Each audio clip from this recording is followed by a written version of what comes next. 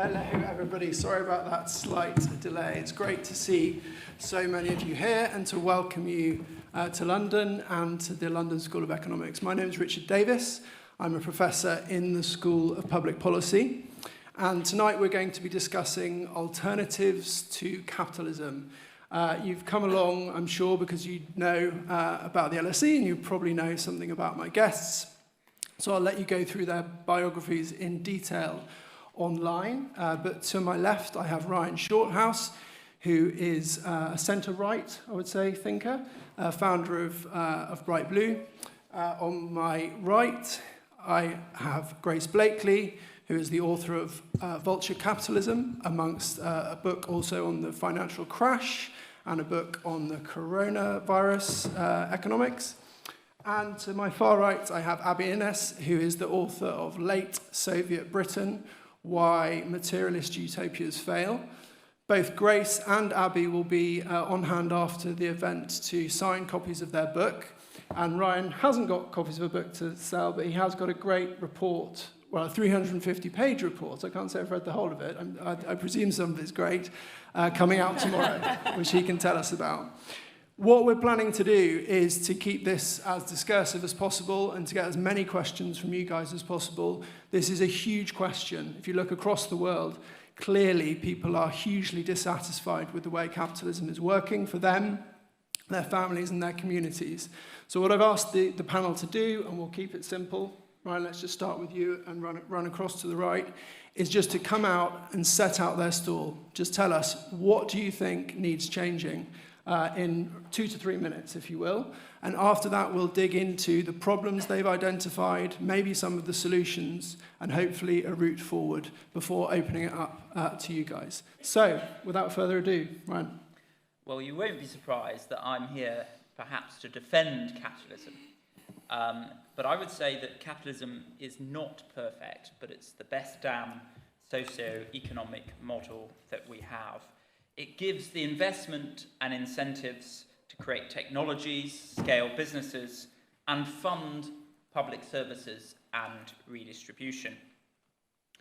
I think capitalism is largely responsible for the gains in living standards that the average person across the world has experienced over the past half-century or so. And the experiences we have, the products that we can access, which previously were only really affordable to the elite, is largely down to capitalism. And I have quite a positive view of human progress in recent decades, and Professor Steve Pinker, in his book Enlightenment Now, gives a good overview of those metrics where we've had progress. Child mortality rate, for example, fell from 18% to 4% between the 1960s and the noughties. An average person from a developed country will work a quarter less of their lifetime than they did in 1960.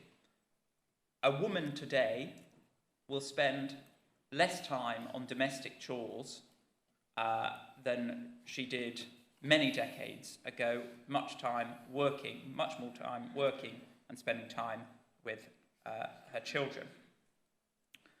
And away from these facts, Steve Pinker, I think, gives quite a remarkable quote about what capitalism has done.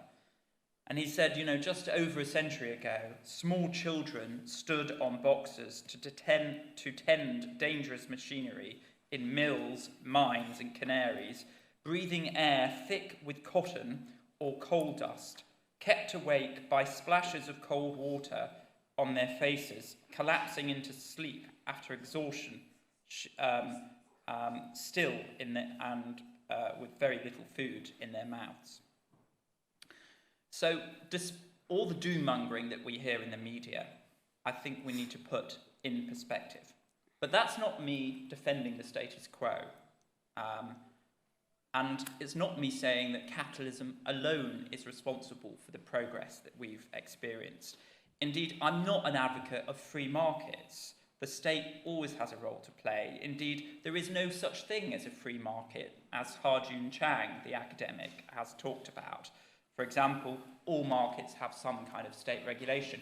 here in the UK, you can't, for example, use child labour. There is a form of regulation there. The question is the degree of regulation. I'm more pro-market than free market, believing that government plays a crucial role in improving the efficiency and equity of capitalism. It can do that through redistribution, giving people the resources to participate in and support a capitalist society, by co-investing to ensure that the riskier parts that the private sector won't take can be funded through the public purse, and also, of course, to deliver essential public services which are free and universally accessible to people. Steve Pinker says, there is no libertarian paradise. All advanced capitalist societies have large public spending, and part of that is down to the profits that come from capitalism.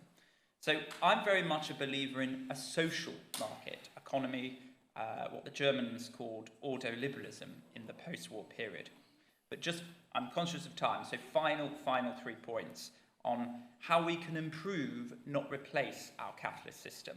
The first is we need to democratise ownership of capital, housing, businesses, investment. That will need more state support through tax incentives, benefits, more social housing, for example, incentives for more mutualisation and employee-owned business. US, for example, has much more employee-owned businesses. Even people on low middle incomes own shares in the companies they work for. Less common here in the UK. Tougher state regulation to break up monopolies and anti-competitive practices. But in other areas, we might need less regulation. For example, in blocking the planning and infrastructure development that we need. So it's not state regulation good or bad, it's where it's appropriate. And finally, in the taxation system, which I think needs radical reform, we overtax, I think, income from enterprise, effort, and entrepreneurialism, and we undertax income from assets, especially rent-seeking behaviour on assets. So, I'd like radical reform where you broaden, for example, national insurance, so it applies not just on payroll taxes, but on rent, on dividends, on pensions too. And generally, I'd like to see a more simplification of taxation, so there's less loopholes and exemptions for special sectors, and more simplification across the board to get rid of perverse incentives. So I'm a big defender of capitalism, but realise still needs to change, and here are some ideas to do it. Great, thank you. Grace, I'm going to hand over to you now. One of my roles is going to be jargon buster this evening. And the first bit of jargon we need to bust is actually, what do we even mean by capitalism? And right at the start of your book, you've got a couple of sections where you talk about that. So I'm going to allocate you a bit more time. Give us your opening salvo, but will you also explain a little bit about your perspective on capitalism and the fact that lots of people, I think, equate it with free markets, and you're very clear that we shouldn't do that at the start of the book. Yeah, thank you very much for that introduction. And I suppose, my response to this question would be to say that part of the reason that it's so challenging having these discussions when we're talking about how to change capitalism is that for a very long time we've basically been lied to about what it is. We're often told that capitalism is a free market system, or it's defined by private ownership of the means of production. And for a very long time, we've had this divide in our politics as set up between free marketeers who want a small state and, let's say, more corporate control over the economy versus people on the left who say, actually, we need state regulation to kind of contain and control the ups and downs of the market and to regulate what's going on within the corporate sphere. Now, the argument in my book is that capitalism is not a free market system, nor is it a particularly democratic system. Instead, capitalism is a system that is defined by the class division of society. Some people own and control all our most important resources, and other people are excluded from that ownership and from those democratic processes, what should be democratic processes, to determine how those resources are used. And when we set up in our political debate, and you see this in party politics, you see this in academic discussions about capitalism, when we set up this debate as between free markets and states, we lose so much of an understanding of capitalism as a class system. Because what you see when you analyse actually existing capitalist societies are big corporations, financial institutions, governments, all working together, basically along the same tracks. Now, this was a much more controversial point, I think, when I first brought out this book. I've got loads of examples, and I'll talk a little bit about those in a second. But this has become a very obvious point, I think, in recent months when you've seen Elon Musk, one of the wealthiest men in the world, literally being parachuted into the White House to help Donald Trump implement his particular economic agenda. But it's something that you see repeatedly across time and space throughout history, all the way back to the origins of capitalism. You had the East India Company, which is, in some ways the archetypical capitalist entity. It was a joint venture between markets and states. And Adam Smith, one of the kind of earliest theorists of capitalism, called the East India Company a strange absurdity because it was a market in the disguise of a state. And this is exactly how you can describe many of the massive corporations that we see today. You can look at Amazon, for example, which is simultaneously a market, a provider of infrastructure, and an institution that is deeply and profoundly involved in politics throughout the whole world, and indeed at the regional and federal level in the US particularly. An example I used at the beginning of the book, which has recently become relevant again, is the example of Boeing. You guys may have seen the Air India crash the other day. This is just one of many recent scandals to have hit this company, which is one of the biggest recipients of corporate welfare in the US, an integral part of the military-industrial complex. There's a revolving door between senior management within Boeing and the American state, and it was implicated a few years ago in two massive plane crashes, the 737 MAX disasters, in which 350 people were killed. It later transpired that senior executives at Boeing had known about the flaws in this plane before it went to market. The regulator that was supposed to be regulating it was being run according to a principle of self-regulation, which you may remember is the same principle that regulated the banks before the financial crisis. So Boeing was being regulated by a unit of the FAA that sat inside Boeing and whose workers were being paid by Boeing. So that's what you get when you have this kind of regulation of capitalist corporations. And then when all of this came to light, and Boeing was charged with a criminal conspiracy to defraud the United States government, it got away with it all and then got another bailout during the COVID-19 pandemic. Because when you look at how capitalism really works, you don't see a nice, decentralized, free market paradise where you have lots of little individual corporations competing with each other to produce little widgets that they can sell on free markets. You see a system of concentrated power that unites elites across the public and private sector in pursuit of the maintenance and expansion of that power and control. And that is, I would argue, the root of all of the crises that we face today. And the only alternative is to deliver on the promise of democracy, to deliver real democracy, which is, when you understand capitalism as a system that's based on domination and hierarchy, that democracy is the real alternative to a system of centralization and control. Thank you. Brilliant. Thank you very much. Abby, over to you. I have to say, reading your book, there are some brilliant bits in it. There's one particular bit where you talk about Michael Gove's reform as a parody of Soviet planning. And I think actually that links to something that Grace was talking about, because what you're talking about there is something that people trying to essentially mix an efficient market with a well-organized kind of public system, and it not working. So give us your opening salvo, if you will. But I want to get to that question, moving on to whether we can kind of mix these two systems together, whether some middle way is possible, because I took it from your book that maybe it isn't. Thank you. So I think Ryan is right that capitalism has clearly changed over time, and there are more or less mediated versions of capitalism. But I think the main reason that the last 45 years of capitalism have become so extreme is it became governed under a philosophy we think of as neoliberalism, but neoliberalism is rooted in our mainstream economics, which is neoclassical economics, which is based in formal mathematics. It's an attempt to become a science in the allocation of things, starting from the late 19th century, but really coming into its own in the neoliberal era. And the argument in my book, the point I'm making in the book, is that there's a sort of dark historical joke, which is that in thinking of the economy as a machine, as the world and society as a computable, programmable world. We've reproduced Soviet conceits in capitalist form.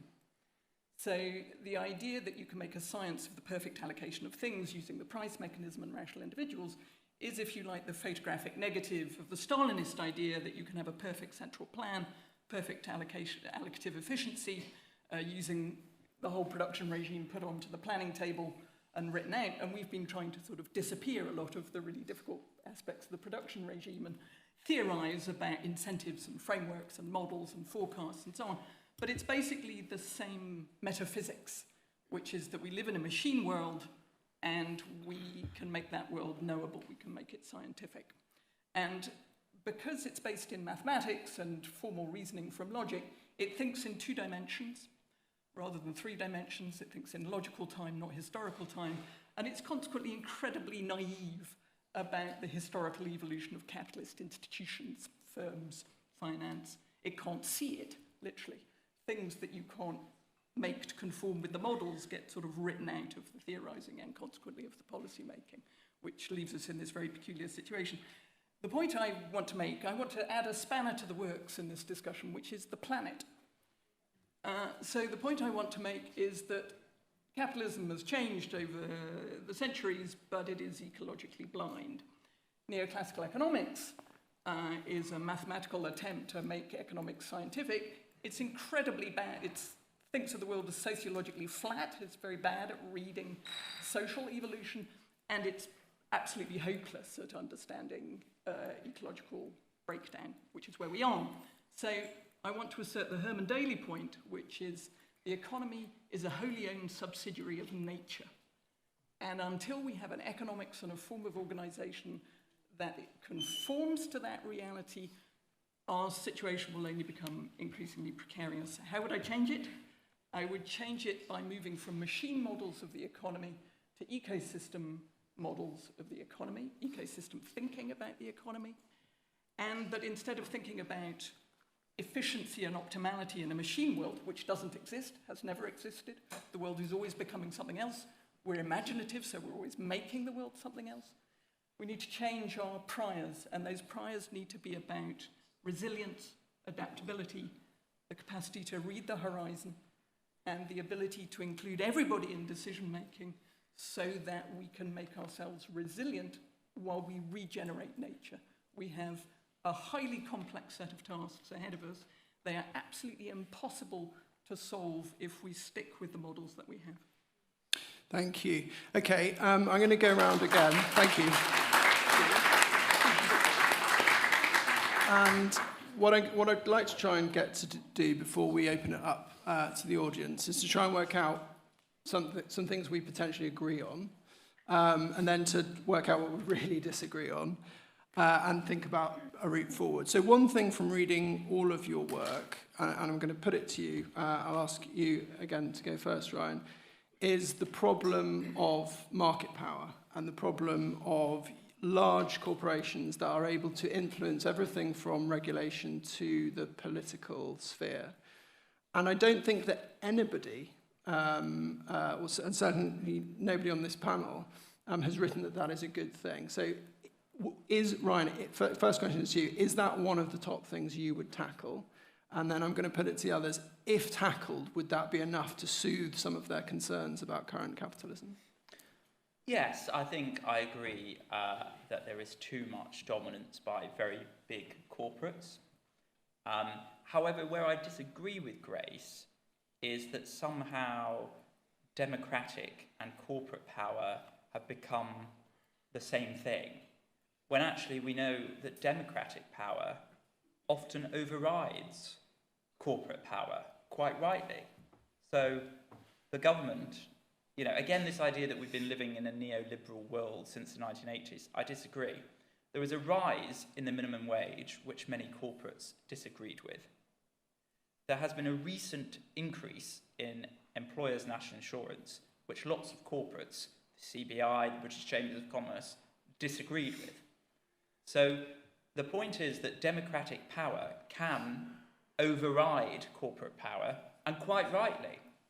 And if it was the case that corporate power was so, entangled within democratic power, why would these companies spend so much money on lobbying? They wouldn't need to spend any more money on lobbying because they've already got control of the democratic system.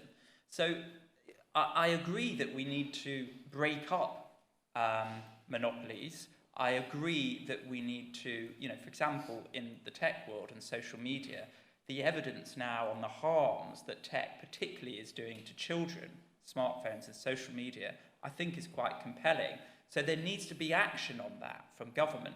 But I don't think it's true that democratic power cannot overcome corporate power. It can, it should, and it has. Grace, you cite some really important evidence in your book on the rise of large firms, and I think we should take that. I think we should all agree that that is part of the fact base. That's independently done work. Thomas Philippon, Jan Eckert, and so on. Basically, what people have found is that over time, companies are getting bigger and bigger and bigger, and because of that, they have market power, and particularly market power over wages. So they're able to pay people less. And because of that, the share of pay going to workers has gone down and the profit share has gone up. I think that's a fact. We can measure that. If we could get rid of that and get to this world which you kind of pose as fanciful, which it is given the current world we live in, of lots and lots of small firms competing and so on, would that be enough to soothe your concerns over capitalism? Because at places in the book, you write in a way which made me think that actually any small company, when that person has got some surplus and got some capital, almost like the first person they hire, that's a power structure which you wouldn't want to exist. So yeah, I mean, I'm a Marxist, so I think of capitalism in terms of this class divide between owners and workers. I oppose exploitation of the latter by the former. But there's also, I think, a more kind of subtle point here that comes out when and this is actually how I came up with the idea for the book. It was in the middle of the pandemic, I went back to Capital and reread Marxist Capital over again. And there was a section where he talked about the concentration and centralization of capitalism and described this as a kind of inevitable process that takes place over the course of capitalist development. And I think there's a very strong case for that. Having said that, it's very clear when you have these debates about market concentration, the argument is always, well, if there's a political force that can exist to check that centralization and concentration of market power, then this isn't something that has to happen inevitably. And, we see this in the US with the antitrust movement, actually. It was a movement before it became legislation. You see it take place all over the world during the social democratic era, a state that was much more geared towards controlling and limiting corporate power. My response to that would be that the kind of political governance that we have is not separate from the way that the economy works. And to understand why, we really have to think about what we mean by the state. I do lots of events like this, and anyone who goes to events like this will hear people like me come up on stage and say, well, to fix this problem, we need to do X. But there's never really any indication of who we is or how that process is going to happen. You really need to understand how policy making takes place within modern democratic societies to figure out how you get from A to B. And when you look at that and kind of talking with regards to Ryan's point as well, why would any corporation, need to lobby if they had total power? This is when a kind of more subtle understanding of the way that political power and state power works in a capitalist economy is really important. Because there's an insight in a lot of kind of the theory that I draw on, for example, theorists like Antonio Gramsci, Nikos Palantzas, who would describe the capitalist state as a social relation.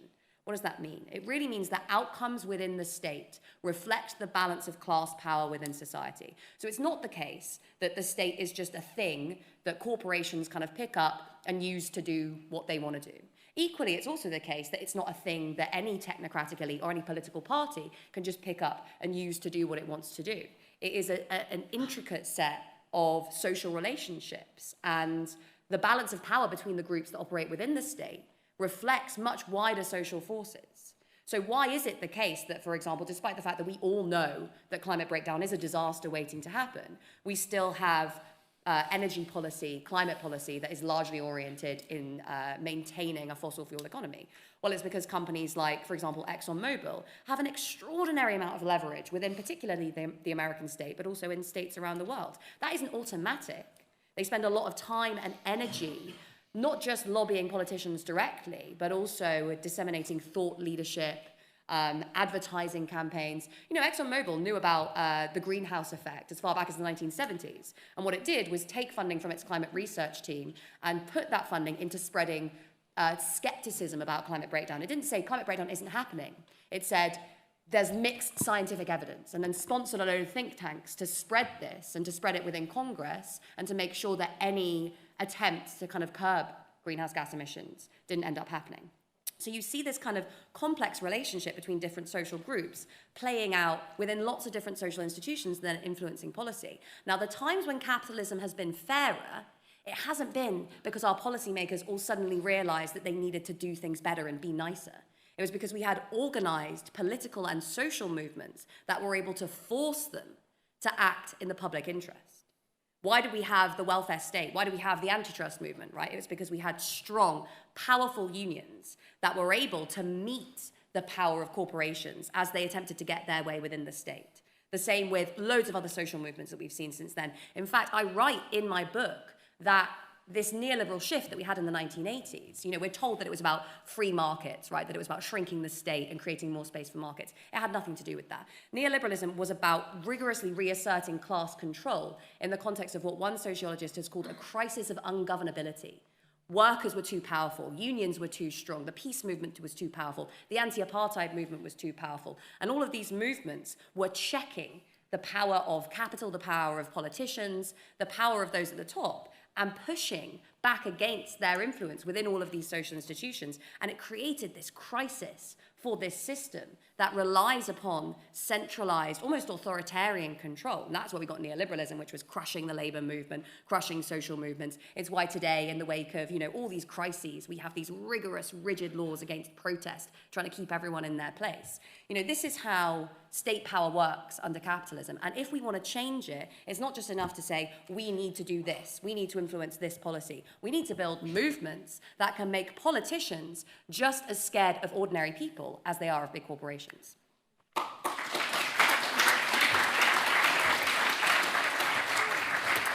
Abby, linking that to your concerns, your environmental and ecological concerns, if we had a world of small, kind of textbook, idealized competition, lots of small firms all competing, and we had strong, clear government regulations on things like carbon emissions, maybe a carbon tax, these kinds of things, do you think that would be sufficient for us to get control of the environmental situation, or do you think that it goes deeper than this? I tend to think it goes deeper, because if the basic motive logic of capitalism is maximum financial accumulation through expanding things that you can do for profit, that fundamental logic is simply incompatible with a fragile planet that requires balance.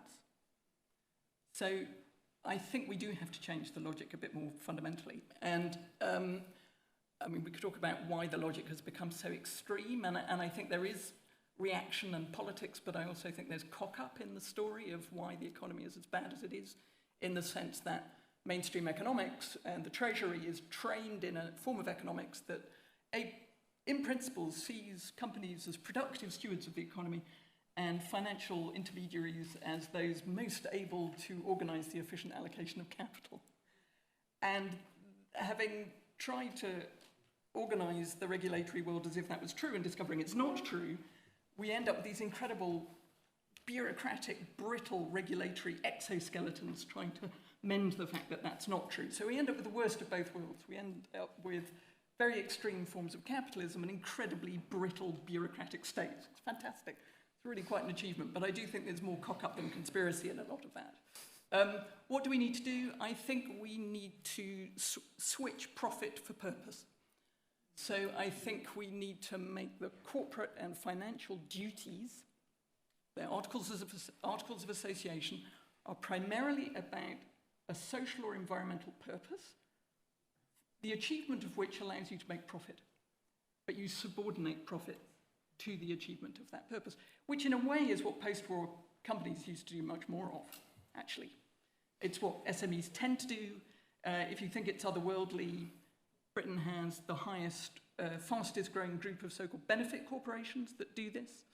And actually, I think the trick is to look for what works, not to come up with some sort of... And the last thing we need is another utopia. So what we need is to look at what are the organizational forms and forms of collaboration that are most effective at being inclusive, being ecologically regenerative, being socially brilliant at problem solving, and scale them up. And they exist. We can go through a lot of versions of that if we had the time. But I think that should be the strategy. And we need all the different coordinating mechanisms we've got. We need markets, we need administration, we need relationships, we need charities, we need cooperation, we need mutuals. Everything that works, we should use. What we don't need is capitalism. Okay, we can bin it. Ryan, you respond on that. So I'm hoping to open up to the audience pretty quickly, so I'm going to ask the panel to be brief in the final round of comments. But Ryan, I know you wanted to comment on Grace's point and then open it up. Just a few things. Firstly, I don't believe that we've been living in a neoliberal state since the 1980s. And I say that because real terms increase in a state-owned health service, which is quite unique compared to other countries, is still there. The minimum wage was introduced and has been increased quite consistently. We now have the highest level of public spending, highest level of taxation, highest level of borrowing that we've had in a long time. So this idea that and then during the pandemic, we had huge amounts of money spent to keep people in their jobs through the furlough scheme. So the idea that we've been living in a neoliberal state, it doesn't ring true for me. On the environmental stuff, look, growth, economic growth, has been decoupled from emissions. The UK has been a leader in the G7 in reducing its overall emissions. And it's interesting. Growth can be decoupled from emissions, I guess that shows. Say again? Growth can be. It can in some be, countries, because globally but also globally, because we've exported in the UK. carbon-intensive I mean, production. it's an issue of how you measure it, but in the UK, yes. But there's also, sorry, I really need to jump in there, because we think of the green transition as an energy transition, as a way to have cheap energy to kickstart capitalism. We are in breach of 6 out of 9 planetary boundaries, and we forget the other 5, or indeed the other 8. But there are 8 more that we would have to decouple in order not to be in a state of ecological collapse. And those systems are interdependent. So it is an artifact of the kind of inertia in the way we think about things, that we think, cheap energy, great, business as usual. It's a category error of lethal proportions. Okay, I mean, my view is that the capitalist system has been able to deliver reductions in emissions, and actually both state investment and private investment in technologies like nuclear, onshore wind, offshore wind have been crucial to that. And what's interesting is that actually for a long time, companies, due to political direction around a legal target on net zero, have had to change and incorporate ESG investments. The reason why there's been a slight shift back away from that is not because of corporates, it's because of Trump and his political power. Corporates have responded to the political power of Trump. So this goes back to my point of democratic control overcoming corporate control. And then the final thing I would say is around, again, this sort of idea that corporates are getting away with things, the state is the same class, and it's all sort of working together. I mean, for example, there are, this week we know that, or I think it was last week, Ofwat fined, quite rightly, Thames Water, quite a considerable amount because of what it was doing around polluting rivers. So this is, again, an example of state power over corporate power. There's been no sort of compromise there. They've told them, you've done wrong, and the state has stepped in, and quite rightly. And then the final thing I would say is, I mean, I disagree with this idea that someone who sets up a business and employs the first person, and the owner is still the first person, is the person who set it up, that's somehow exploitation. A job has been created, an opportunity has been created. Maybe that person would have equity stakes in that company, which would be transformational. I mean, if you have assets, this is why I keep talking about democratizing assets. That is the real way in this economy where you get social security and social mobility. But, you know, most people in this country work in small businesses. They do not work in these big corporates which are being attacked. And the profits that small businesses are trying to secure are often to expand the workforce. They're often to provide for their own family, their own children, to make their lives better. So not all capitalism is motivated by greed. A lot of it is motivated by wanting to do better for myself and my family, which is about love. It's not about greed. So, you know, I just want to put that, you know, people who are acting in this capitalist system, particularly in small businesses, are not acting in a greedy way. They're trying to better themselves and their families. Okay, thank you. Well, we've definitely got some points of disagreement, which means that the answers to the questions will be really interesting because you'll get a variety of answers, I'm sure. So, but you can come in first in the answers to the questions, Grace. So what I'm going to do is collect questions as groups, please. So we've got one just to your left there. Yeah, so you're right. Yeah, and then behind you, and then a gentleman here in a red shirt. So those will be our first three. And whoever's collecting the questions online, please type them into the Q&A box, and I'll try and come to some of those as well. So those are our first three questions. Hi, thank you all for everything that you said today. My name is Shivangi, and I'm an LSE alumni from environmental economics. I was just reading this book, Homo Deus, by Yuval Noah Harari, and he said something which fits directly into what we were talking about. That capitalism, saving the environment is a great idea to have, but when it comes to actually doing it, you care more about paying your rents and your mortgages more than you care about melting icebergs. So my question is there really an alternative to capitalism which presents a case where you don't damage the environment, where you just leave the environment as it is? In contrast, you invest to progress towards a more greener environment, where we're still paying our rents in a way, while we're also concerned about, you know, the melting ice caps and the deforestations that are happening. Thank you. Who am I? And then just behind you. Hi there. My name is Alex. I'm an A-level. I've just done my A-levels. And a lot of talk, particularly between Grace and Ryan, has been the conflict between people and unions and corporations and how they operate with state and market forces.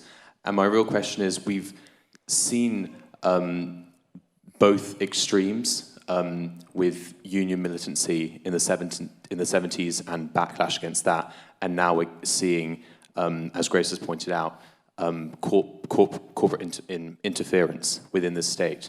Clearly there's demands from both sides, and there's a need to meet these demands. So how can we reconcile both people and corporation demands in a democratic sense, whilst also fulfilling state and market needs? Great, thank you. And then a gentleman in a red shirt just along there. I just wanted to pick up on something Ryan said. This is a bit technical, but you mentioned the planning and infrastructure bill connected to the housing crisis, which is going through Parliament at the moment.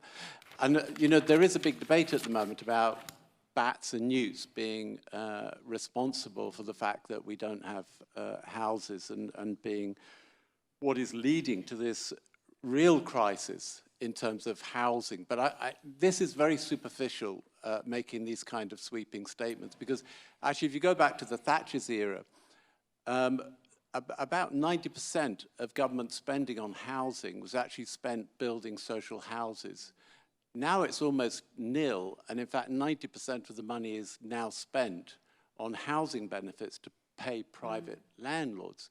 So, you know, there is a real discussion to be had here about the housing crisis, what underpins it, and what we want the housing market to look like. But just to say that we need legislation to get rid of bats and newts is far too superficial. And I think that the other thing is also to do with distribution. When I say to people, and that's what the Resolution Foundation said, I didn't believe it at the time myself, they said there were 26 million empty bedrooms in this country. And I found that quite gobsmacking. Now, I'm not saying that all of those 26 million empty bedrooms don't serve other purposes or will be put on the market. But even if 5% or even 1%, it would make a dramatic difference. But the underlying point really is about distribution, is actually we have a lot of housing. We have a lot of empty commercial properties that could be repurposed. We have a lot of brownfield sites. We have a lot of blocks of flats that could be built above supermarkets and car parks and so on and so forth. You don't need to trash greenfields or greenbelt to solve the housing crisis. But also solving the housing crisis is not the same as building executive boxes on greenfield or greenbelt that nobody can afford.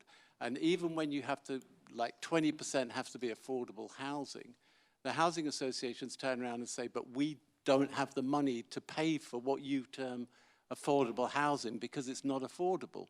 So I think it needs to be, this issue, I just think this issue sums up so much of what the problem is that we're discussing. It's a hugely important point, but I can see we've got about 50 questions that we want to get to. So, Grace, go for it. Okay, yeah, I want to hear everyone's thoughts as well, so I'll try and be brief on this. But I think in response, particularly to the first question, and to an extent the second question, I do think there's this tendency to see capitalism as an abstraction, right? And to see it through the arguments of free marketeers versus socialists versus libertarians, rather than actually looking at how this system works on the ground, everywhere. And when we look at the history of capitalism, we see that it is just deeply interwoven with the exploitation of fossil fuels, to such an extent that it is very hard to imagine capitalism without the exploitation of fossil fuels. And that's not just for all of the very eloquent reasons that we've heard already, which is that capitalism prioritizes profit, which makes it very hard to consider any other kind of social or ecological issues. It's because fossil fuel capitalism, and I do call it fossil fuel capitalism, Andreas Malm is very good on this, is based on the need for and the production of scarcity in energy markets. The problem with renewables is not, as we've been told, that they're expensive. They're not expensive. They're now, in the ways that you measure this, actually cheaper than fossil fuels. The issue is that they're not very profitable. Why? Because once you've built a wind turbine or a solar panel, you can't enclose the sun. You can't enclose the wind. You can't create scarcity when there is no scarcity. Whereas, as we see every day with fossil fuel companies, with OPEC, with whoever, it is much easier to create scarcity in a fossil fuel economy. And that means that that is an extremely profitable sector with an immense amount of political leverage. Whereas when you look at the renewables sector, it is much harder to create large, powerful, profitable companies on the basis of the kind of economic model that we have today. What you need is kind of big upfront investment in rolling out all of this infrastructure, which is then useful for a very, very long time to come. So that is a problem that sits at the very heart of the way that, that capitalism operates. Very briefly, I just wanted to come back quickly on something that Ryan said, because this idea that we don't have neoliberalism, right? Again, because we have state spending. And again, I think this comes from this tendency to treat capitalism as an abstraction. Part of the reason I wrote this book, the idea for which I had at the very beginning of the COVID-19 pandemic, when I was being kind of, brought out onto all these breakfast TV shows to speak to Piers Morgan and whoever else, and they would always ask me, the government's spending loads of money now, so it's basically like Jeremy Corbyn won the election. We have socialism now. You should be very happy. And I just thought this was so funny that everyone seems to think that when the government spends money, that's socialism. We have one of the largest rearmament programs taking place that we've seen in recent years across the whole of Europe now. That is going to release, there was a study the other day that said that rearmament's going to release potentially 200 billion tons of CO2 into the foreseeable future. Who's benefiting from that? BAE Systems and weapons companies all over Europe. Companies that have an extremely close relationship with the state. Also fossil fuel companies. Who else is benefiting from this rearmament program? You know, all of the kind of corrupt authoritarian regimes that exist within this cycling process of the exchange of fossil fuels for military equipment, for aid. There is this imperialist, militaristic, fossil fuel-driven economy that sits at the very, very heart of the way that capitalism operates. And that's going to be very, very difficult to challenge. So again, you know, treating capitalism as an abstraction, seeing all of these issues as kind of just not interrelated and able to be solved if we just had the right state or the right political will is, I think, wrong. What we need to do in answer to your question, you know, how do we balance all of these different interests? It's through real democracy. It's through being able to build social and political movements that can represent the interests of ordinary people within state institutions, within the economy. You know, I would argue today the promise of socialism comes from the extension of the principles of liberal democracy into the realm of the economy. Because right now we have a political system that nominally functions according to democratic values, but which is largely controlled by moneyed interests, and an economy which is entirely divorced from what the ordinary people want and need to see when it comes to the production and allocation of our resources. Thank you. Abby, in 10 minutes' time, and only 10 minutes' time, we're going to invite everyone in the room to join us for a drink and snacks over there. So for that reason, we need to speed up, okay? Sorry, I said I was going to be brief and I failed. That's okay, that's okay. I spoke too long at the beginning. So that applies to everyone on the panel and everyone in the room, okay? And as the fellow LSE staff member here, you're going to give us the demo. So could you give us this really important question from Shubhandi at the front, though, about, like, you know, how we're going to deal with the ecological crisis that you set out? It's a brilliant question. How do I solve the ecological crisis and feed my family in the week, right? So the incredibly good news is that benefit corporations, those that put purpose over profit, are more successful on every metric. They have higher profit, ironically, higher turnover, higher quality employment, longer duration of employment. Guess what? Because they're motivated by people with intrinsic motivation. The people who work for them feel like they're solving problems, so they work incredibly hard and productivity is higher. So actually, if you had an economy made up of such firms of different scales, we might not be having the dichotomy that we think might exist there. The question with what we do with that money is then something that also has to fall within boundaries of regulation. Wonderful paper called The Purpose Dividend, if you're interested in the nature of those companies and how successful they are, in fact. On the point about so the tie between corporations and politics, get corporate money out of politics, have publicly funded parties, get money out of politics. And that will clean things up quite significantly, I think. Finally, we've never had neoliberalism. Well, the Soviets never had communism either. The point is aiming at it and continuously failing. And so one of the reasons the state is so large and brittle and bureaucratic and expensive is that by turning the state into a giant of outsourcing, instead of that being an interface between users and providers, the state became a giant of enterprise planning in capitalist form. So it reproduced Soviet enterprise planning pathologies, but now with added profit-taking. It's one of the reasons it's become so expensive and more centralised than it has ever been in British history.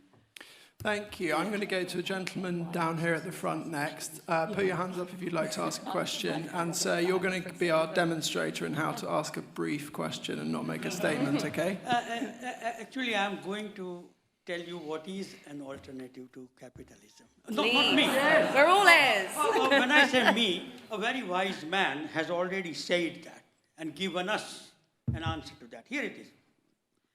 The development, upliftment, and enrichment of human life, rather than a higher standard of living with scant respect for human and social values.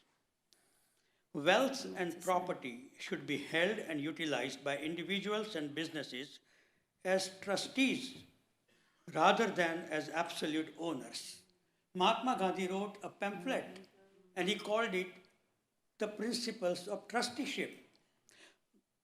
So the title, Alternative to Capitalism, is that we all become trustees, and as soon as Bill Gates or anybody else become trustees, then all these other issues, housing, ecology, everything could be sorted, because as a trustee, you have a good feeling about your people and how you spend your wealth that you have created, not for yourself. So the alternative to capitalism is the principles of trusteeship. Thank you. I like it.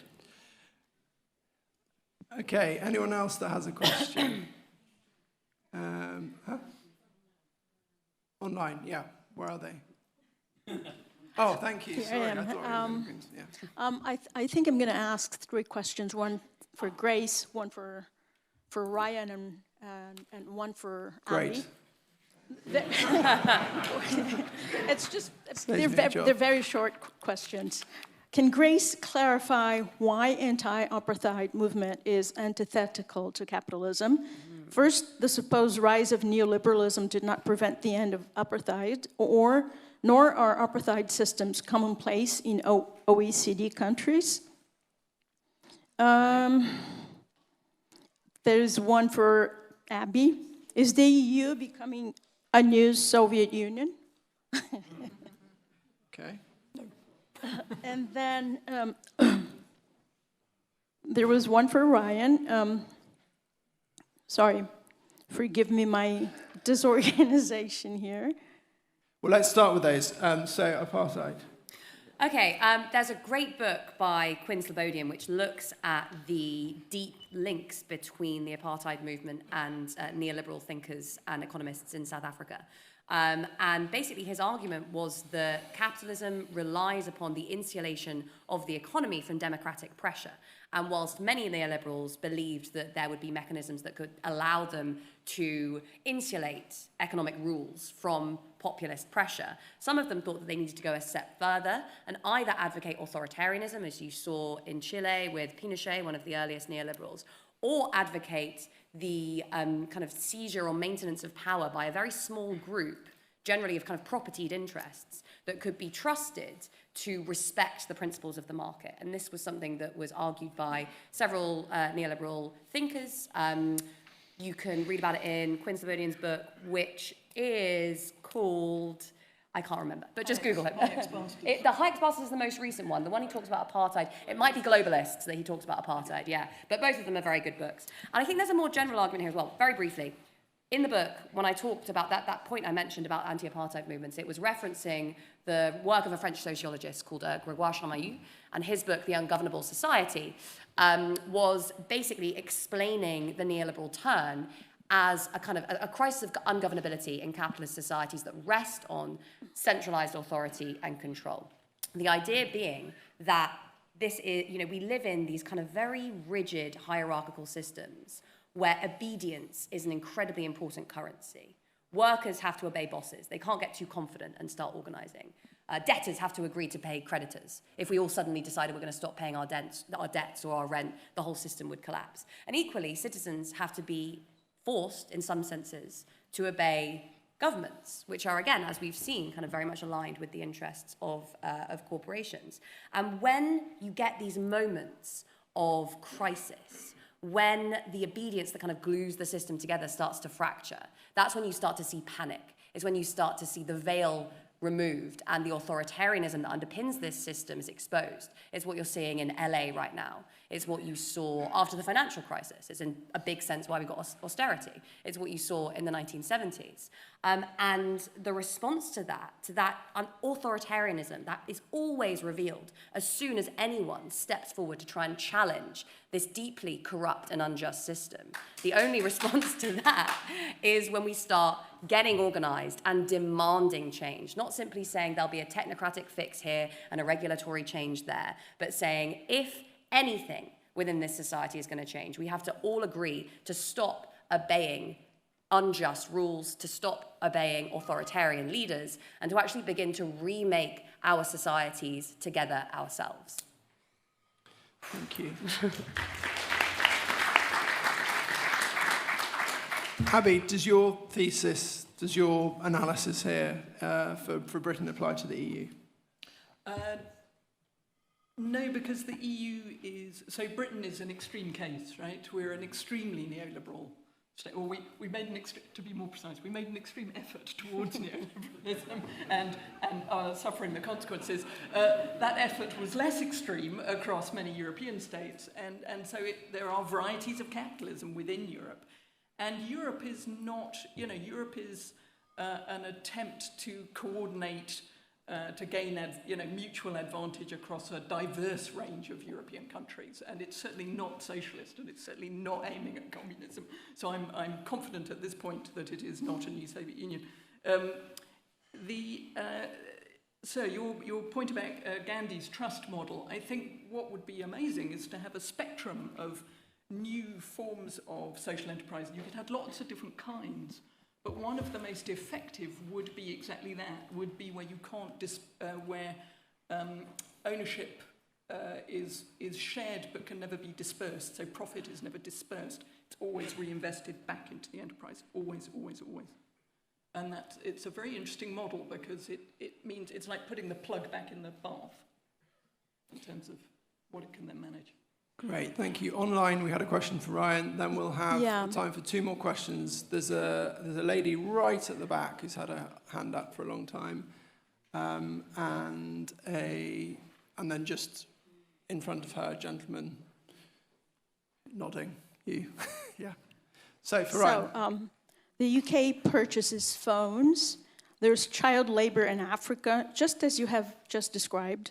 But just because this is not in your backyard, Ryan, are you saying it doesn't exist? When looking, we surely have to look systemically, UK as part of a whole. Well, it does exist, yes, but it doesn't exist in modern capitalist societies. Yes, it does. And well, there is modern slavery that exists, but it is obviously outlawed. Just a few points, because there's ones I want to come back to. So Shivani on the environment.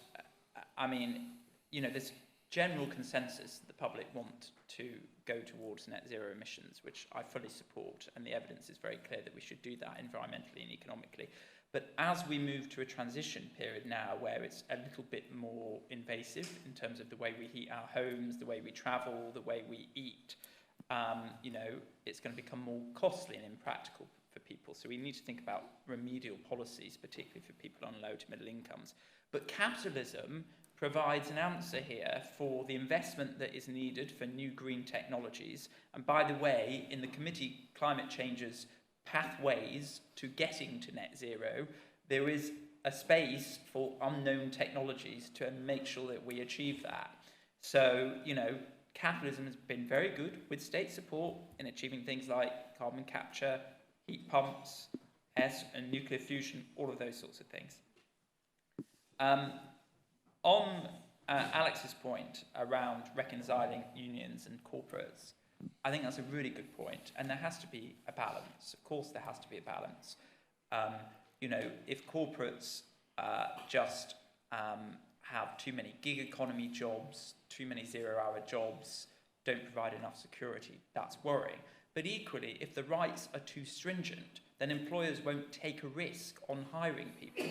And as you've seen in France, that has an impact on people entering the labour market, fewer young people entering, youth unemployment being higher. The gentleman here talked about housing and planning. I wouldn't reduce it to bats and newts, but I do think environmental assessments are particularly too burdensome on infrastructure projects. I think more of the problem is that planning is not consistent across different local authorities, so there's no certainty, and that makes it harder for developers. I certainly agree with you that we need more social housing and should invest in more social housing. We did a study recently where there were 4 London boroughs where over 40% of the population, including the elderly population, the whole adult population, was on some form of housing-related benefit. That's a huge number, and that's because a lot of the housing benefit is going to private landlords rather than via social housing. On outsourcing, it is true that in some areas that's been a total disaster, like on probation, for example. It didn't work. On health, however, there is strong evidence that it has worked. So the work of Carol Proper at Imperial College, she sees that where there's been more contestability for NHS services and contracts, so private and third sector providers can deliver those NHS contracts, there's been an improvement in both the costs and the performance of it. So actually outsourcing can work at some points. Just quickly on Grace's point around the rearmament programme and who that benefits. I think that benefits the security of Europeans against an incredibly belligerent Russian state, and also creates jobs in this country as well for people, which I think is very important. And then the other thing is this idea that only movements create social change. You know, all of us can be motivated by different intentions. Yes, we might want to seek profit. Yes, we might want to have trusteeship. It's okay to have multiple intentions, but it just isn't the case that any social economic change is only being caused by mass protest movements. Indeed, if you feel that, you know, the whole system is controlled by a certain class, then why would those movements succeed? They couldn't succeed because the capitalist class has too much power. So surely what has happened has that there have been reformers in government, in state, which has led to positive social changes for the wider public good. Can I take the opportunity to agree with Ryan on a lot of that? Because I feel like we've been sort of disagreeing on a lot, but I agree with a lot of that. So I just want to sort of... Okay, well, I will try and very briefly respond there. Why would social movements... Okay, very briefly. Why would they work? Because as we've just heard, as I've just been talking about, the capitalist state is based on... What happens within the state is based on a balance of power within society, right? So you have moments where a certain group is able to be extremely well organised, extremely powerful, and is able to basically direct policy in certain ways. Equally, you have moments in time when that right is more contested. Social democracy was based on the greater, we talked about contestability, the greater contestability of political outcomes between basically organised labour and vested interests within the private sector, and that delivered a more equal and sustainable model. Whether or not that always comes from mass protest movements, I don't think it always comes from mass protest movements. I think it comes from us as people pushing back against an individualistic ideology that encourages us to seek out change on a issue-by-issue, person-by-person level, and instead forming cooperatives in our local economies, getting involved in local politics to create participatory budgeting movements, forming unions at various different stages, forming workers' co-ops, yes, forming protest movements, forming movements of all kinds that bring us together in a way that allows us to realise our collective power in a system that wants us divided and competing against one another. Thank you very much. Okay, we've kept you all from your drinks for far too long. So just for me to wrap up, Grace will be around to sign copies of her book, Vulture Capitalism. Abby will be around to sign copies of her book, Late Soviet Britain. You can see from my notes how good these books are. They're absolutely full. And Ryan has got a fantastic report, it's full of really interesting and practical, I would say, policy ideas out tomorrow. What's it called? Which you can read at brightblue.org.uk. Yes, it's on the future of the European centre-right. So basically what we're arguing is what are the key priorities and policies that the centre-right should stand for to beat a statist left and a populist right. So that's the general thesis. So take a look at that if you're interested, but thank you to everyone on the panel, and please do join us for drinks.